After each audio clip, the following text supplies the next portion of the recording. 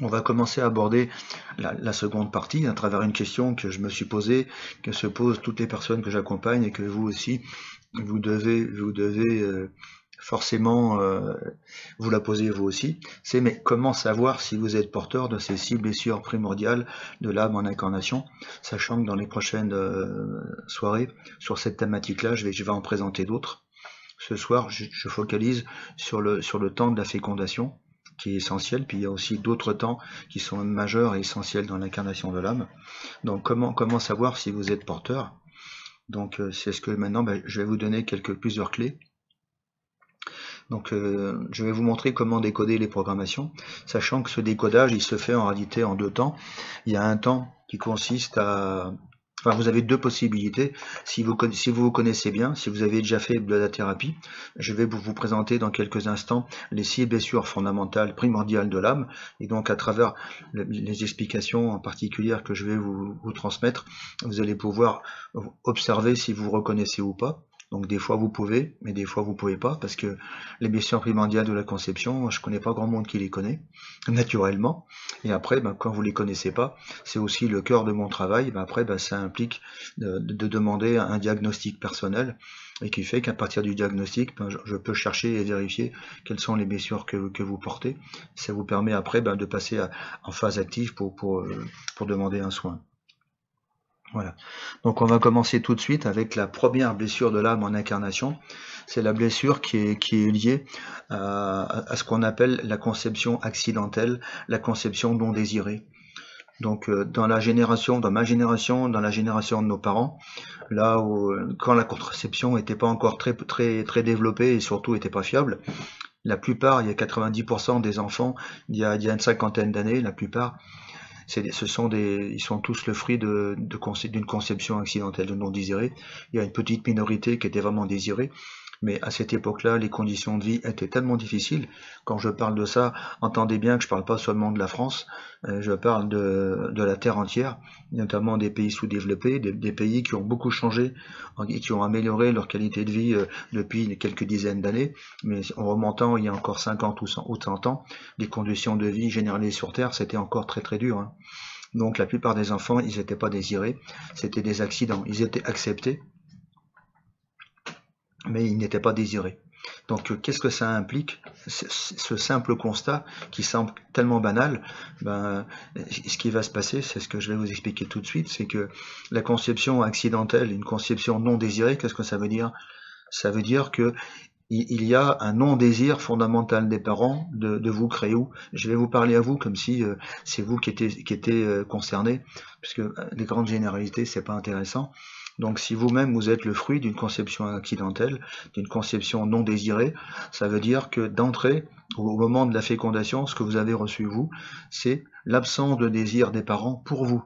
C'est pas l'absence de désir des parents, parce que on peut quand même espérer, si le rapport sexuel, il y a un minimum d'authenticité et d'amour, il y a un vrai désir des parents de s'unir l'un avec l'autre, mais c'est un désir qui est passé, qui est focalisé sur eux, entre eux, et pas du tout un désir qui est projeté dans le futur pour faire venir une âme sur vous. Donc le fait que si vous êtes vous aussi le fruit d'une conception accidentelle, tous les embryons, on sent tout. Dès qu'un embryon il est vivant, il est conscient dès la première seconde de la conception.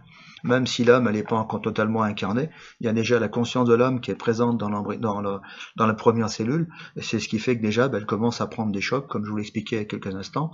Et donc vous avez complètement senti cette absence de désir des enfants pour vous. Ça veut dire, je ne suis pas le fruit je ne suis pas désiré, je n'ai pas été désiré. Et ça, en grandissant, ça peut donner aussi des séquelles qui peuvent être graves. Ça peut donner carrément le non-désir de vie. C'est-à-dire vous-même, vous pouvez avoir l'impression que vous avez peu de désir, vous avez peu de motivation, vous vous sentez un petit peu comme une âme en peine, vous êtes sur Terre, mais il n'y a rien qui vous passionne, vous avez du mal à accepter votre présence sur Terre. Et pourquoi? C'est à cause de ça, tout simplement.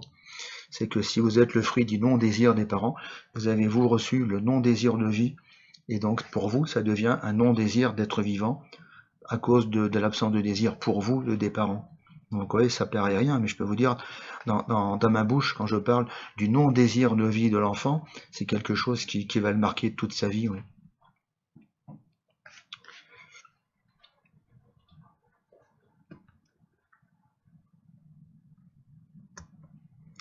Ce que je vais faire, je vais temporairement remettre en route le chat, comme ça on va ouvrir un petit temps de questions sur cette blessure-là, et puis après on va avancer dans les dans les autres blessures, les unes après les autres. Oui. Voilà, donc je vous remets le chat. Est-ce que vous avez des questions à poser sur le thème de cette première blessure primordiale de l'âme en incarnation, qui est la conception accidentelle et non désirée de vous en tant qu'enfant? Oui. Voilà. C'est pas le rapport sexuel non désiré, bien que des fois il peut être non désiré, mais je vais en parler tout à l'heure. C'est vraiment par rapport à vous, quoi. Voilà. C'est ok, sinon vous avez le son est bon pour tout le monde.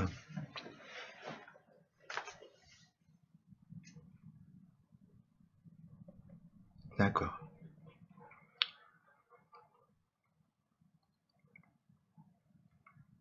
D'accord. Bah écoutez, s'il n'y a pas... Oui, bien sûr, bien sûr. Là, j'ai pris le cas extrême qui est la conception non désirée, mais je vais aussi parler des autres cas tout à l'heure, parce qu'il y a aussi d'autres cas par rapport à ça. Oui. Voilà.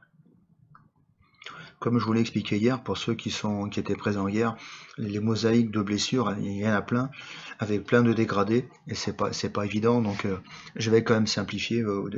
Voilà, mon idée dans cette série de conférences était de présenter des blessures primordiales.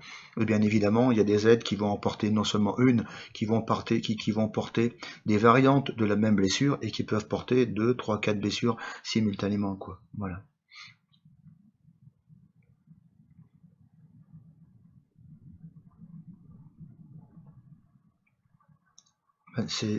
Pour répondre à la question de Laura, attendez, je vérifie que j'enregistre bien le chat. Pour répondre à la question de Laura, c'est deux choses différentes. Il y a d'abord le non-désir de la fécondation. Donc déjà, s'il n'est pas là, c'est forcément une conception qui est accidentelle et non désirée. Donc vous-même, votre désir de vie, il va commencer à être amoindri, il va commencer à être touché. Et après, ce qui se passe, c'est plus tard dans la grossesse, c'est quand la mère apprend qu'elle est enceinte, et qu'est-ce qui se passe à ce moment-là. Donc ça concerne plutôt la vie intra-utérine. J'en parlerai à l'occasion d'une future conférence, quoi. Voilà. Pour l'image, c'est normal, c'est moi qui ai bloqué la caméra, voilà. Parce que je préfère que vous regardiez le support, que vous soyez focalisé sur moi, voilà. Donc tout va bien, vous inquiétez pas. Donc on va attendre s'il y a encore d'autres questions. Voilà, donc c'est pour ça que cette série de visio, je vais la couper en petits bouts, je vais la diffuser parce que c'est vraiment important. Vous savez, depuis 20 ans, rapidement, au bout de 5 ans, la vie fait que je me suis spécialisé sur les blessures de l'inconscient profond. Et les blessures de l'inconscient profond, c'est les blessures de la conception, les blessures de la vie intra-utérine et les blessures de la naissance. Voilà. C'est les blessures qui sont les plus difficiles à trouver et c'est les blessures qui sont les plus difficiles à traiter, oui. Et effectivement, vous allez voir, pour chaque blessure, je vous ai préparé donc la description, je dirais, officielle de la blessure, et après, qu'est-ce que ça fait, qu'est-ce que ça vous fait vraiment. Comme ça, vous allez pouvoir réaliser. Donc, ceux qui ce soir, vous reconnaissez sur ce thème-là, ben, je vous conseille vraiment tout à l'heure, dans la troisième partie, je vais vous expliquer comment guérir, comment on peut guérir ça. Et donc, vous verrez, je vous conseille après de prendre un soin. Pour ceux qui l'ont pas déjà pris, je vous conseille de prendre un soin sur ce thème-là, si vous reconnaissez que ça, qui vous concerne.